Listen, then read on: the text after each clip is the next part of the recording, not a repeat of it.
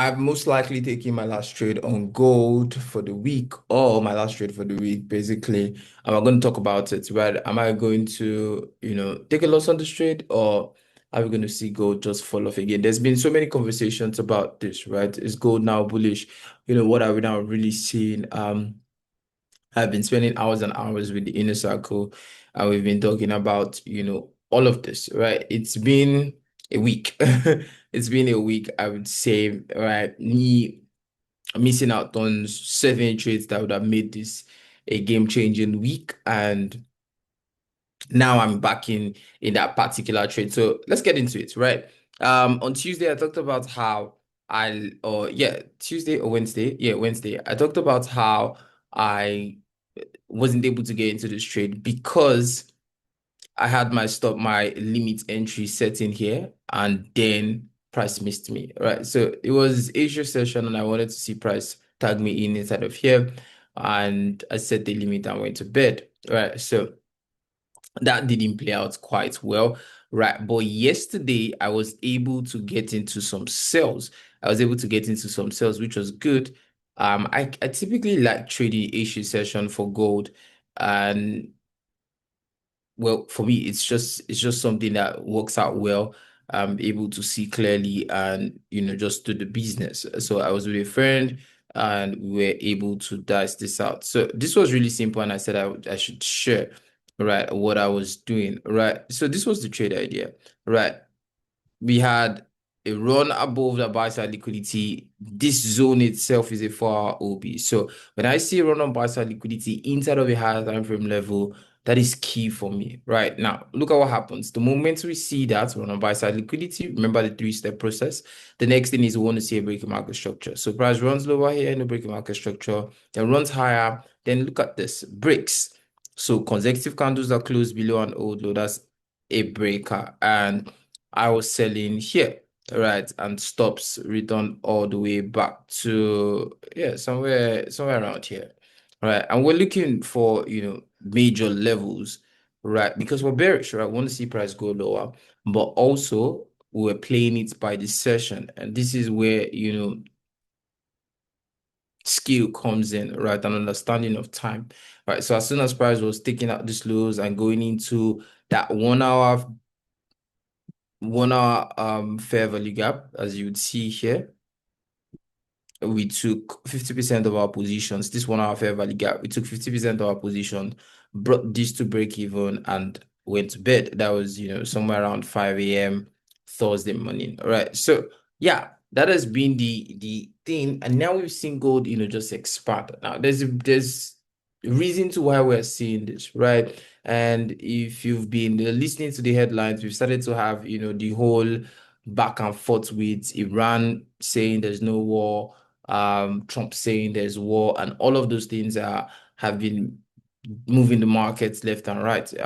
Truthfully, it's not a it's not a stable thing to start to think of what the news is doing and using that to trade, especially right now where everything can just be modeled up in your face, and you're like, oh, what do I do now? Like Trump said there was war, and 24 hours later, Iran says Trump says Iran has called in for an agreement, and the market is going to read this information as a bull and bears at certain points, right? We can see all of this run higher in here, and we can say, oh, that is because there's no longer war, popping off, and maybe the story is finally changing, right? We've seen gold run lower for the most part of the year, right? The most part of the year, 6 months we've been down. So the question is this the bottom here, right?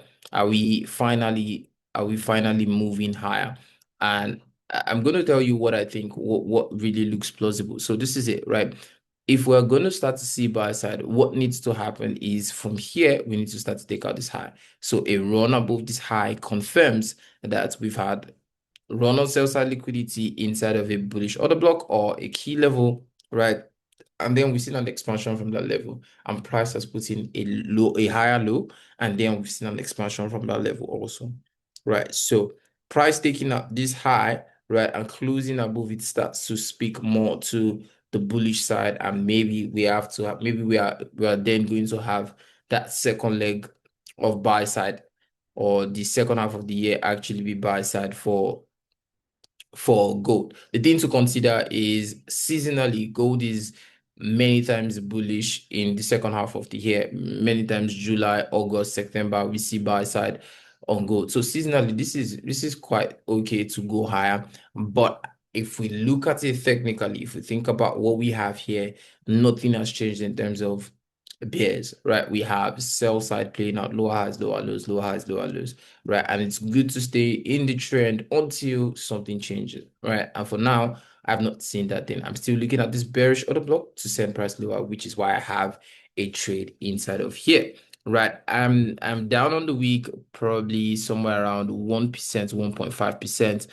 And yeah, it's a business that we do. Losses are part of the game. The way you become consistent and confident is to be able to minimize your downside and maximize your upside, right? So if this trade goes in my favor, what looks like a loss right now would not even be like that. So I'll be able to, crawl out of it and really do good. So it's not been the best of the weeks, but again, I'm happy with what I have. It's not been a tilt week or a week where I'm disoriented. So yeah, that's what we have. I am selling right here. And to give you an idea of this trade, very simple, right? I was selling right exactly above that high. And it's kind of like the same thing that happened here. We had, let me show you, 4 hour will be good to explain this. Right, look at this. Let me show you something. We had run lower here, did not take out this low, expand, right? So meaning that this high is a mitigation block, right? With that mitigation block, right, we see price return back down there and start to run higher. Now look at this also. We have price run higher here, did not take out this high, and then a breaking market structure. With that mitigation block also, we have another block.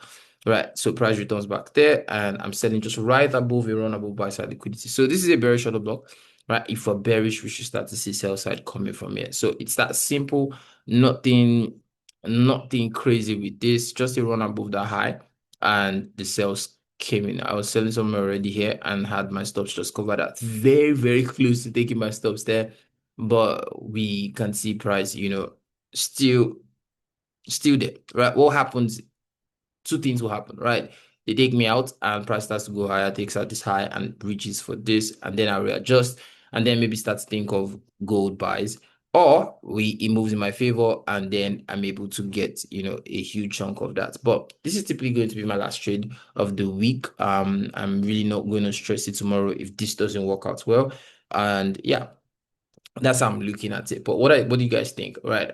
Some of the things that I'm also looking at would be DXY, right? What is happening with DXY? We return back to that 4 hour OB again. Um, I talked about this, right? Oh, I think yesterday I wasn't able to do the daily reviews. Yeah, I understand that now. I was wondering because I did my journals, but I'm not sure I did the reviews. So that's why I didn't talk about most of these things, right? Yesterday, going into New York session, I expected sales to happen for the dollar. Why? We returned back into that breakout that we talked about, right? So we had price NFP week, distribution lower, and this is the low, right, that was disrespected for buy side. Now, that low is going to act as a catalyst going lower, right? So we see price return back inside of that level yesterday, and we started to see sell side. Although price is still inside of this bullish order block, right? We're still inside of this bullish order block. So nothing has really changed in terms of buy side yet here still, right? So again, it's been a very, very tricky week. And I think yesterday was cool for the currency buys, right? We saw GU take out sell side liquidity into that daily fair value gap, and that was good for buys. They continued those buys today. EU also, a little bit of push from that 4 hour fair value gap down here, from this 4 hour fair value gap down here. So honestly, with the currencies, I'm neutral. I'm neutral. Like it can go either way. And that's why I'm just staying with the gold trade. It's the reason why I said I only just have one trade that I'm engaging for the week, right?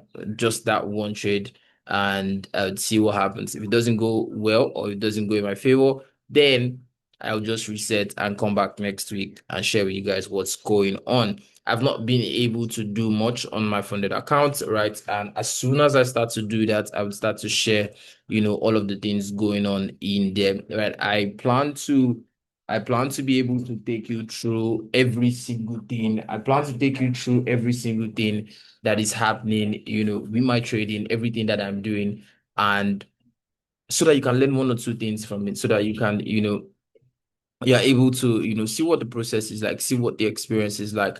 And yeah, that's really what I want to do. All right, guys. I hope you're having a great trading week. And if you're not, it's part of it. We're in the same boat. I would see you in the next one. Bless up.